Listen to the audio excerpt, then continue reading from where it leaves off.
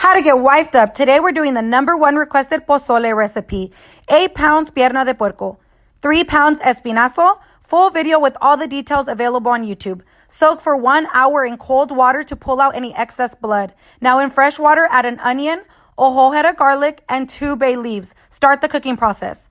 15 chile guajillos, 15 chile californias are going to get de-seeded, deveined, covered in hot water with our handy-dandy tapadera for 30 minutes. Now add them to your blender with oregano, 4 dientes de ajo, and chicken bouillon, a little bit of caldito, blend, add to your pozole. Now wash 2 cans of white hominy, add them to your pozole. Thank you guys so much for 500,000 followers. You guys are awesome. Finish it off by seasoning it with some salt and chicken bouillon to taste. After 3 hours, you're done. Cooking is so easy. Don't let anybody tell you that it's not. Thank you for learning with me. Top it off with whatever you want and enjoy.